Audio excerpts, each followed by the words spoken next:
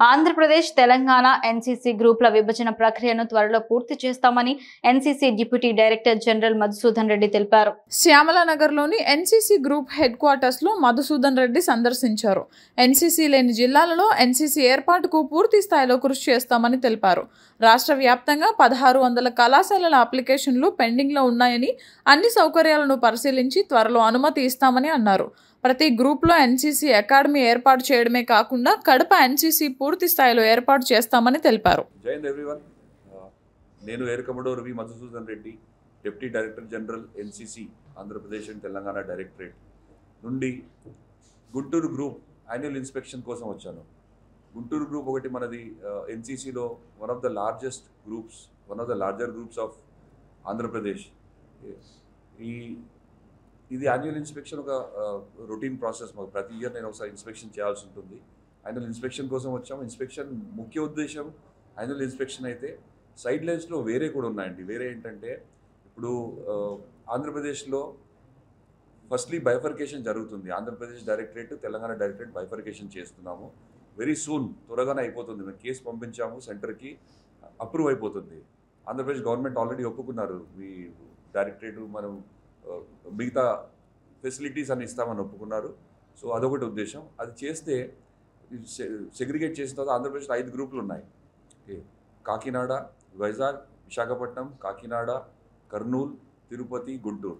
ఈ గ్రూప్స్లో ఏమవుతుందంటే మేము చూసాము, ఇప్పుడు ఈ సెగ్రిగేట్ చేసిన తర్వాత అన్ని డిస్ట్రిక్ట్స్లో కవర్ అవ్వట్లేదు NCC. First of all NCC foot print అన్ని డిస్ట్రిక్ట్స్లో లేదు.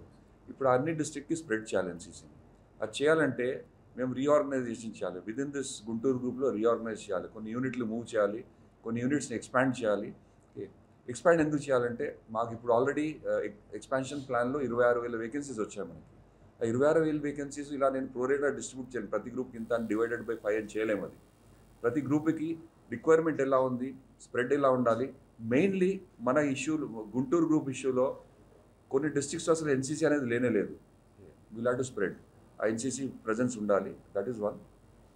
కొన్ని చోట్ల ఎస్పెషలీ ట్రైబల్ ఏరియాస్లో, ట్రైబల్ స్కూల్స్లో ఎన్సీసీ లేదు, వాళ్ళకి ఎన్సీసీ అనే అవగాహన కూడా లేదు. అక్కడ కూడా ఎన్సీసీ స్ప్రెడ్ చేయాలి. ఎస్పెషలీ రూరల్ ఏరియాస్లో, బ్యాక్వర్డ్ ఏరియాస్లో ఎన్సీసీ స్ప్రెడ్ చేయాలి. దానికి ఏం చేస్తున్నాం అంటే మేము రీఆర్గనైజింగ్, మనం ఉన్న యూనిట్స్ని కొంచెం డివైడ్ చేయడము, మైనర్ యూనిట్స్ని మేజర్ యూనిట్గా కన్వర్ట్ చేసేసి స్ట్రెంత్ పెంచేస్తున్నాం. స్ట్రెంత్ పెంచేసి ఎక్స్పాన్షన్ ప్లాన్లో కొత్త కాలేజెస్, కొత్త స్కూల్స్ అన్ని ఇంక్లూడ్ చేయాలని ముఖ్య ఉద్దేశం అది. అదొకటే కాకుండా ఎన్సీసీ అకాడమీ అండి. మన ప్రతి గ్రూప్లో ఒక ఎన్సీసీ అకాడమీ ఉండాలి. సో నేను వచ్చింది కూడా ఒక ఎన్సీసీ అకాడమీ ఎక్కడ క్రియేట్ చేయగలం, మనము ఎలా చేయగలం అనేది చూడాలని వచ్చాను నేను. మొన్న ఒంగోలుకి వెళ్ళాను. ఒంగోలులో మనకు కొంచెం ప్లేస్ ఉంది, మనకి ఇచ్చిన ప్లేస్ ఉంది, ఎన్సీసీకి ఇచ్చిన ప్లేస్. ఒక ప్లేస్ అది ఫీజిబుల్, అక్కడ అది చేయొచ్చు. అది ఇంకోటి ఏమో మనకి కడపలో already almost NCC academy type facilities ఉన్నాయి. అండ్ దాన్ని కొంచెం అప్గ్రేడ్ చేస్తే మనం ప్రాపర్ ఎన్సీసీ అకాడమీగా తయారు చేయొచ్చు. అది కాకుండా మాకు ఆంధ్రప్రదేశ్ గవర్నమెంట్ నుంచి ఆల్రెడీ ఒక 12 ఎకర్స్ మాకు వైజాగ్ ఏరియాలో కానీ గుంటూరు ఏరియాలో కానీ ఇస్తామని చెప్పారు. ఓకే, సో ఇప్పుడు ఈ బైఫర్కేషన్ అయిన తర్వాత, డైరెక్టరేట్ బైఫర్కేషన్ అయిన తర్వాత గుంటూరులో గ్రూప్ హెడ్ క్వార్టర్స్, మన డైరెక్టరేట్ హెడ్ క్వార్టర్స్ ఉంటుంది. వైజాగ్లో మేబీ ఒక అకాడమీ క్రియేట్ చేస్తాం అక్కడ వైజాగ్లో. ఓకే, 12 ఎకరాల ల్యాండ్ ఇస్తామని చెప్పారు గవర్నమెంట్. ఓకే, ఇది ఇప్పుడు ఈ సర్వే నేను రెక్కీ చేసి వెళ్ళిన తర్వాత మళ్ళీ రిటర్న్ వెళ్ళేసి మా ప్లాన్ని పేపర్ పెట్టేసి మళ్ళీ I will go and meet AP state government chief minister గారిని, గవర్నర్ గారిని, చీఫ్ సెక్రటరీ గారిని, ప్రిన్సిపల్ సెక్రటరీ గారిని కలుస్తాను ఆఫ్టర్ 4 జూన్.